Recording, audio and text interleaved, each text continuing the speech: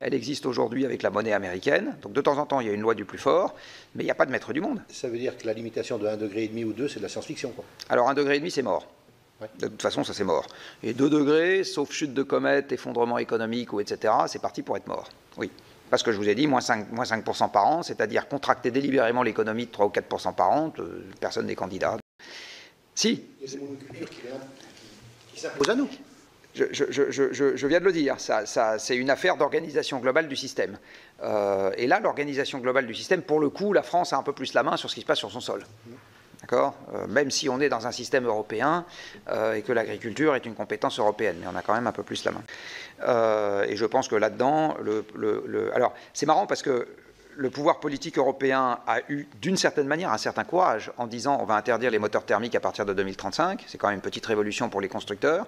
Mais il a jusqu'à maintenant manqué de courage sur la baisse de la consommation des véhicules neufs, où entre les normes qui ne correspondent à rien, les émissions de CO2 pondérées par le poids et autres entourloupes, parce que c'est des entourloupes tout ça, et autres entourloupes normatives, en fait on se retrouve avec le constat que, hors véhicule électrique, la consommation du parc en fonctionnement, elle a extrêmement peu baissé sur les dernières décennies. Puisqu'on voit bien que les grandes villes fort denses sont celles qui produisent le plus d'émissions de CO2. Voilà. Est-ce que vous pourriez quand même essayer de nous fixer quelques perspectives qui nous permettraient, en sortant, de se dire que tout n'est pas perdu, qu'on a encore une chance de sortir?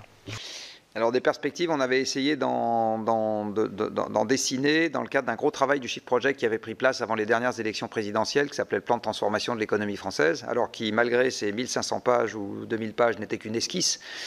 J'avais participé à la décarbonation de l'administration, des administrations et des collectivités, justement. Et donc, c'est parce que c'est, en fait, comme les combustibles fossiles sont à la racine, pour moi en tout cas, de ce qui a fait la totalité du monde moderne, détricoter ça dans la douceur, même en 2000 pages, on a du mal à y arriver. Exactement, on a du mal à le décrire. Donc on décrit des grandes lignes, c'est évident. Donc des choses à faire, oui, bien sûr, il y en a. Et la première des choses à faire, c'est comprendre la nature de ce que nous avons en face de nous. D'où les fameuses 20 heures que j'évoque partout. Parce que c'est, pour le moment, il y a une petite dizaine d'années, j'avais écrit un bouquin dont le titre était « Dormez tranquille jusqu'en 2100 » et le sous-titre était « Et autres malentendus sur le climat et l'énergie ». Je fais partie des gens qui pensent que de continuer à faire grossir l'Île-de-France aujourd'hui, c'est une ânerie, la raison pour laquelle j'étais contre le Grand Paris, parce qu'aujourd'hui, les grandes agglomérations sont totalement non durables dans un monde à l'énergie rare, et ce n'est pas en une semaine qu'on va faire déménager des millions de gens, ni même en une année, ni même en une décennie. Bon, voilà, donc dans nos démocraties court-termistes, il faudrait arriver, je ne sais pas comment, à faire en sorte que l'urbanisme soit pensé à l'échelle du siècle, parce que c'est ça, son pas de temps, et pour le moment, on n'en prend pas le chemin. Voilà.